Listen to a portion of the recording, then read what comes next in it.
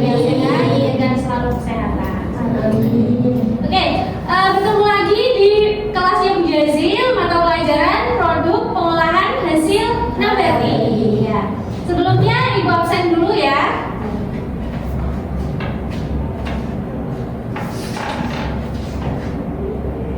Ahmad Iqbal Fatah. Mungkin ada yang tidak hadir karena sedang mengikuti kegiatan lomba ya. Kita doakan terlebih dahulu supaya mereka yang sedang berjuang untuk sekolah kita diberikan kelancaran, diberikan hasil yang terbaik dan bisa juara mengharumkan nama sekolah. Amin. Oke, anak-anak, hari ini kita akan belajar apa di sini? Bisa dilihat? Sebentar.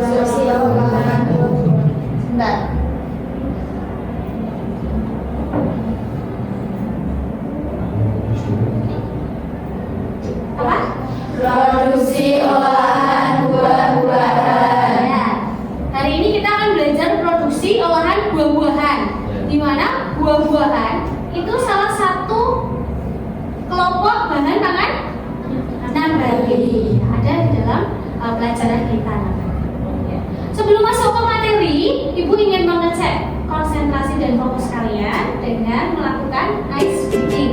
Ya. Jadi berdiri terlebih dahulu semuanya. Silakan.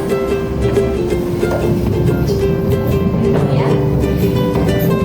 Ada semuanya hadap ke Ibu. Jadi peraturannya gini. Ibu akan memberikan kalian soal matematika. Tidak sulit.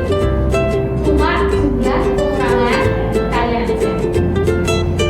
Nah, nanti kalau jawabannya ganjil, kalian hadap ke kanan. Kalau jawabannya genap, hadap ke kiri. Kita beri contoh. 2 tambah 2 berapa? 4. Kalau 4 itu berarti genap atau ganjil? Ya, berarti hadapnya ke kiri. Kiri kalian mana? Sana. Ya, ingat-ingat. Kanan dan kiri. Oke. Siap? Ketika Ibu bilang konsentrasi, jawabannya Konsentrasi dimulai. pintar ya. Oke, kita mulai. Konsentrasi. Konsentrasi dimulai. 2 ditambah 3. Kita dari sepuluh langsung aja. Nah, langsung jadi langsung apa? Ketika tahu jawabannya disimpan aja. Terus tahu ini ganjil genap, kalian ikuti gitu ya. Nanti agak cepat. Oke, 2 ditambah 4. 3 dikali 2. Tetap ya. Oke, terus 10 ditambah 30. Tetap ya. Oke. 2 ditambah 7. Oke. 30 dibagi 10. Oke, udah cukup. Terima kasih. Ya, oke. Kita aja berarti sudah konsentrasi. Kita langsung mulai aja. Untuk pembelajaran hari ini, tujuan pembelajarannya yang pertama bisa dibacakan? Kulit mampu memahami bahan baku dan bahan tambahan yang digunakan dalam produksi olahan buah. Stop dulu. Jadi yang pertama Ibu ingin kalian paham bahan baku utama dan bahan tambahan selain bahan baku yang digunakan dalam proses produksi olahan buah. Ya. Kemudian yang kedua, Kulit mampu menentukan teknik penanganan bahan baku dalam produksi olahan buah. ya.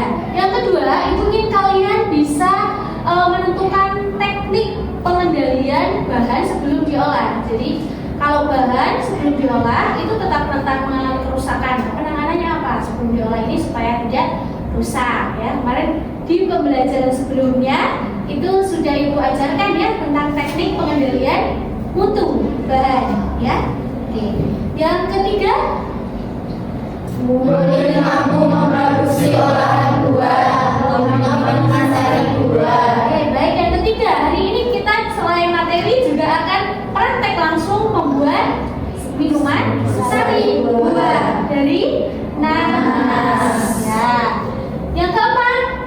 murid mampu mengoperasikan peralatan dalam pembuatan minuman sari buah. Oke, yang terakhir Ibu ingin juga kalian ahli dalam menggunakan alat-alat yang digunakan dalam pembuatan minuman sari buah ini. Langsung saja pemateri dulu ya. Ibu mau tanya, kenapa bahan baku nabati itu harus diolah menjadi produk? Kenapa enggak selalu kita makan dalam keadaan segar aja? Karena kan segar katanya lebih sehat. Ya, memang. Tapi alasannya kenapa harus jadi produk? Dibikin produk macam-macam. Ada yang mau jawab? Agar lebih menarik. Oke, bagus. Ada yang lebih menarik, ya. Kalau keadaan segar mungkin itu saja bentuknya. Kalau di produk macam-macam, ya. Terus ada lagi? Jawab aja, tidak apa-apa. Malu ya? Ragu. Ya, nggak apa-apa. Satu dulu. Tak ingatkan kembali. Kenapa mau dibikin produk? Alasan utamanya untuk memperpanjang umur simpan. Betul, umur simpan itu yang paling utama. Kita tahu bahan nabati mudah rusak. Kalau bahan pangan yang mudah sekali rusak kalau dibiarkan. Jadi kita harus olah supaya umur simpannya panjang. Itu alasan pertama. Alasan yang kedua,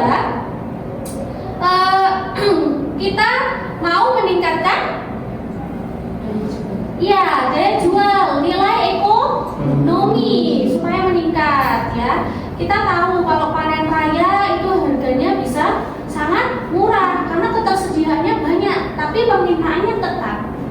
Betul? Ya. Orang makan buah tidak sebanyak itu, tapi kalau makan olahan mungkin bisa lebih banyak. Gitu. Jadi untuk itu kita meningkatkan nilai ekonomi ya dengan melalui daya tarik tadi ya supaya lebih menarik untuk diolah. Itu alasan utamanya dua ya. Meskipun ada alasan-alasan lain yang penting kenapa produk bahan nabati ini perlu diolah. Oke. Kalian bisa lihat gambar di depan ini? Bisa. Menurut kalian mana yang termasuk minuman sari buah? Gambar 1, gambar 2, gambar 3 atau 4? 1. Oke, pintar ya. Gambar 1. Ya, ini mereknya Vivanas dari Malang. Nanti kita akan buat seperti ini. Ya, ini versi ibaratnya UMKM, belum ke PT. Kalau sudah PT, itu nanti hasilnya seperti ini. Pernah lihat? Pernah coba belum? Belum. Ya nanti kita bandingkan yang dibuat kita sama yang di pasaran, enak mana? Apakah sama atau tidak? Tapi kalau dari kemasannya yang berbeda ya. Kalau ini kemasannya masih sederhana, kalau ini sudah pakai teknologi pengalengan. Ya, ini namanya kemasan kaleng. Ya, nah kita lihat di sini dari ini bahan baku apa ini? Berarti bahan baku nabatinya apa? Buahnya? Nanas. Oke, nanas. Dari satu buah nanas bisa dibuat berbagai produk olahan. Betul? Betul. Ya, ada sari buah. Sebelahnya? Selai. Kemudian ini apa? Apa ya? Ada yang bisa menebak? Ini nanas kaleng. Nanas kaleng. Ya. Ini sih slice. Jadi nanasnya dipotong-potong, bentuknya bulat seperti donat. Dan kemudian dikemas dalam kaleng. Nah, kalau kita mungkin tidak terbiasa konsumsi ini, karena ini kebanyakan diekspor keluar. Ya, kalau kita tidak, kenapa? Karena di sini bahan baku nanas, komoditas nanas itu sudah banyak. Ya, jadi kita nggak perlu makan dari produk awetan, betul?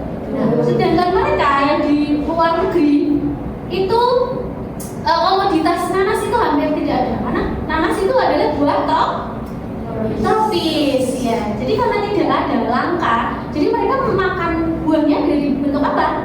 Nanas kaleng, ya, dari bentuk olahan seperti itu. Ya. Kemudian yang terakhir ini apa? Ice cream, ya. Ini baru 4. Banyak sekali produk yang bisa dibuat dari satu bahan baku, yaitu nanas. Coba kalau kita ganti buah lain, bisa nggak?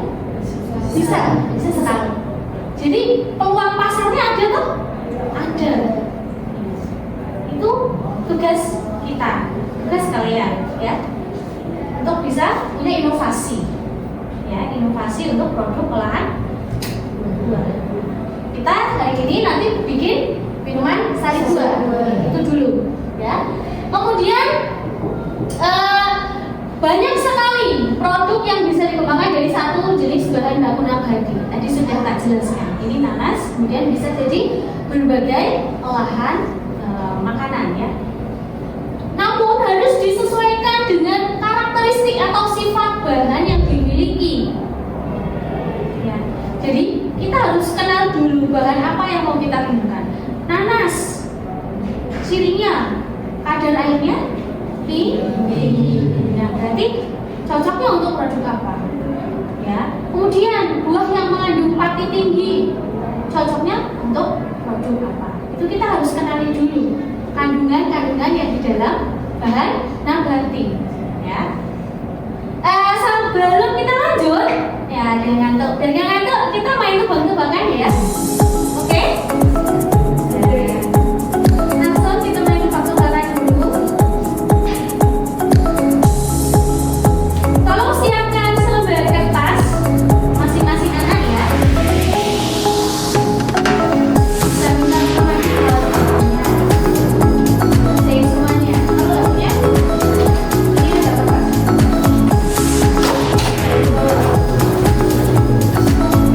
Dikasih kertas, Mbak. Sekarangnya ada bisa.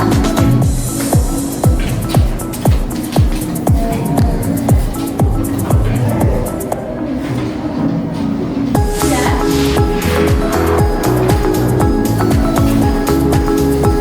Ini soalnya sedikit dengan 10. Kita tebak-tebakan aja, itu bukan soal, ya. Ini tebak-tebakan. Gambar. Oke, sudah siap semuanya? Kita bermain.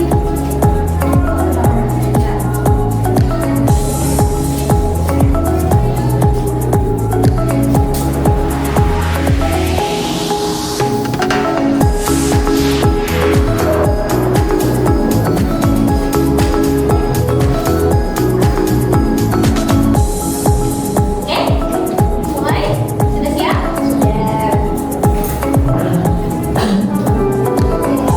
Sisa yang pertama, tebakan dulu. Satu, silakan dua. Oke, ada waktunya, ya.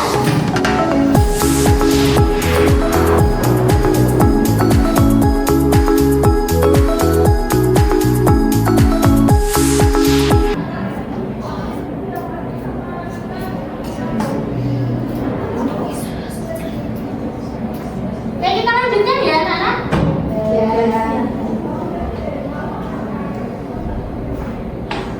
Sebelum kita mempraktekkan minuman sari buah, kita harus kenali dulu pengertian dan macam-macam.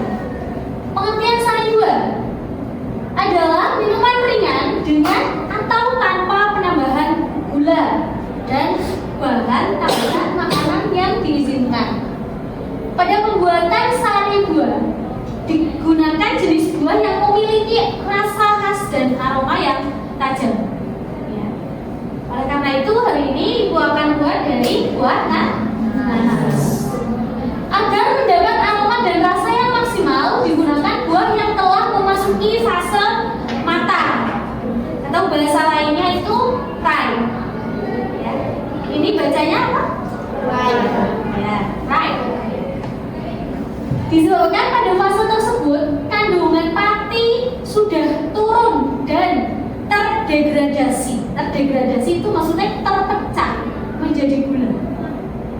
Buah mentah itu awalnya kandungan patinya tinggi. Ya.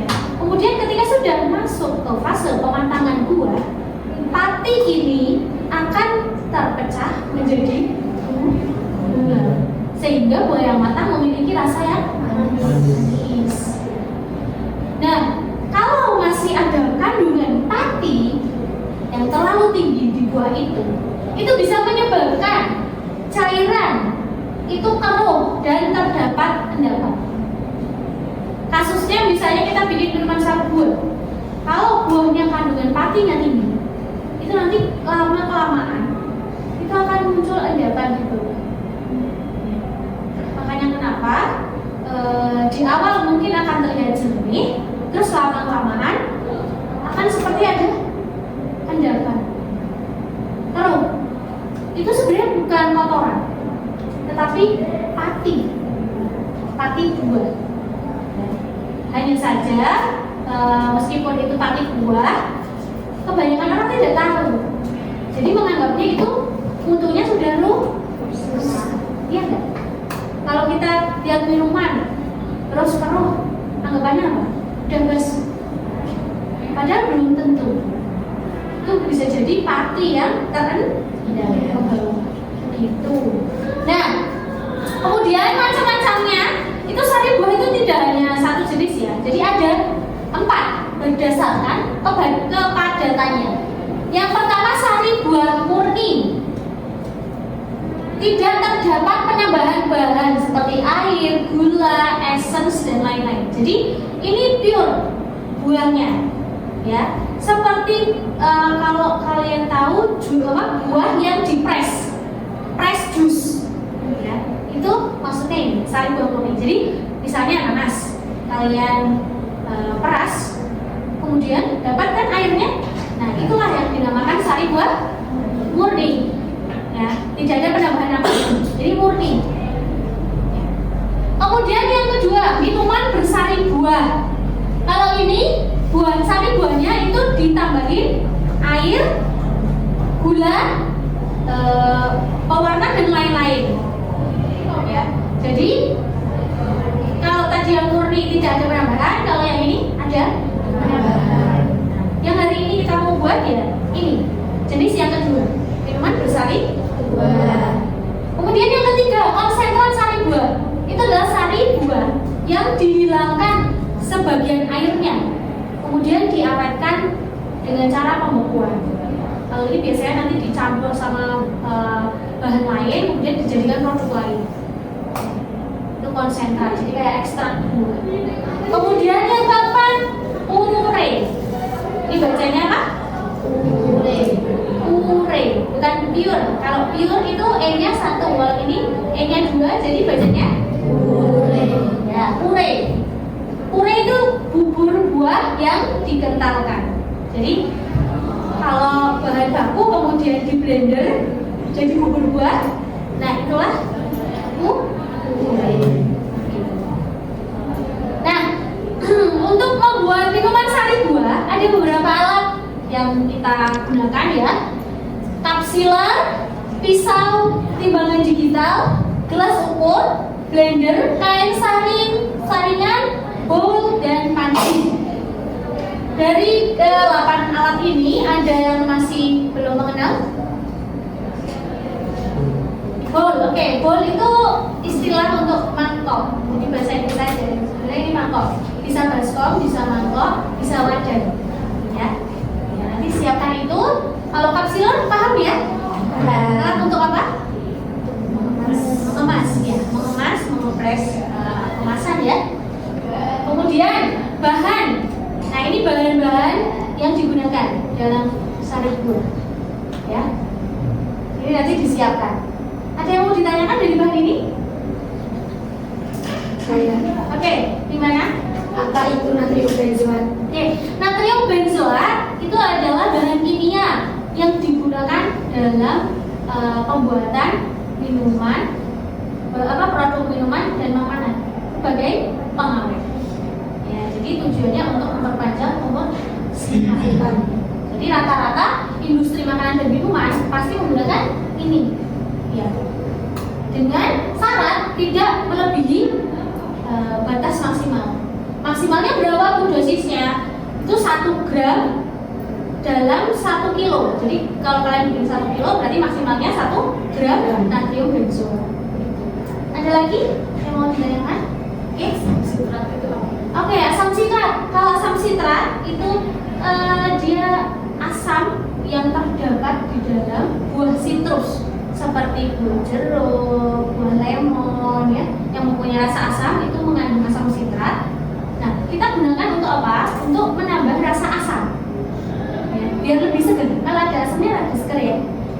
juga sebagai pengawet alami. Itu. Ya, ada lagi? Itu saja, paham ya dengan bahan-bahan ini? Ya, nanti kita gunakan. Nah, ini contoh nanti benzolnya. Ya. Nanti gunakannya sedikit aja ya, 0,5. Oke. Kemudian untuk pembuatannya kita mulai dari penimbangan ya. Jadi ditimbang semua bahannya, kemudian dicuci, setelahnya dicuci, terus di kecil-kecil ukurannya hanya untuk mempermudah proses penghancuran blender ya. Kemudian sebelum di blender kita lakukan namanya blanching ya. Ingat ya, blanching itu apa ya kemarin ya? Oke, ada yang mau jawab? Siapa yang mau jawab? Apa itu blanching? Oke. Blanching adalah proses merebus atau mengukus bahan pangan secara singkat. Ya, oke, terima kasih Mbak siapa? Zahra. Oke. Jadi itu blanching itu merebus atau mengukus dalam waktu singkat ya. Jadi nanti kita gunakan 5 menit saja. Oke, setelah itu baru di blender. Setelah blanching blender. Oke, setelah itu dimasak bersama air yang sudah ditakar, terus disaring. Saring untuk mendapatkan sari buahnya, nitratnya. Kemudian kalau udah disaring itu dimasak lagi bareng sama gula, asam sitrat, benzoat dan lain-lain. Ya. Setelah itu disaring lagi. Berarti perebusan 2 kali, penyaringan 2 kali. Terus baru dikemas. Terus nanti kita pasteurisasi di air hangat, air yang sudah direbus, ya, namun komponen sudah mati selama 30 menit. Setelah itu kita lakukan pendinginan, fungsinya untuk menstabilkan suhu produk yang tadinya panas biar tidak kaget, jadi kita dinginkan terlebih dahulu. Ya, ini juga pengaruhnya ke keawetan, ya, umur simpan. Ya. Kemudian terakhir pelabelan. Udah nyiapin stiker anak-anak? Sudah. Oke, nice. Oke, selanjutnya kita mulai praktikumnya ya. Kita membentuk kelompok yang terdiri atas 5 anggota. Ini sudah pas ya, 5 anggota. Jadi sesuaikan nanti kelompoknya. Kemudian silakan persiapkan alat dan bahan tadi yang sudah disebutkan. Kemudian dilakukan proses produksi di laboratorium APAP ya di belakang. Kemudian setelah itu pengujian hasil produk antar kelompok. Nanti kalian harus nyobain punya temennya juga, ya. Apakah sama atau tidak? Karena meskipun resepnya sama, kadang ada yang lupa berapa gram dan lain sebagainya. Kita harus cek tiap kelompok, kalian harus nilai juga selain dari itu ya. Kemudian evaluasi produk dan penilaian dari Jazil, dan yang terakhir penyusunan laporan hasil praktek. Di sini nanti kalian bikin laporan dan juga laporan pemasarannya, keuangannya. Nanti kira-kira kalau produknya sudah jadi itu layak dijual harga berapa, itu nanti kalian diajari kan di pelajaran PKK ya, akan diajari oleh guru PKK-nya untuk perhitungan harga penjualan produksi. Oke. Itu aja, ini akan dibagikan untuk lembar kerja penilaian tiap kelompok. Nanti setelah produknya jadi, nanti kelompok lain dinilai ya. Ada yang mau ditanyakan dulu? Nggak ada? Kalau nggak ada, supaya waktu kita lebih efektif, kita langsung saja ya ke laboratorium. Oke, siapkan untuk peralatan dan bahannya.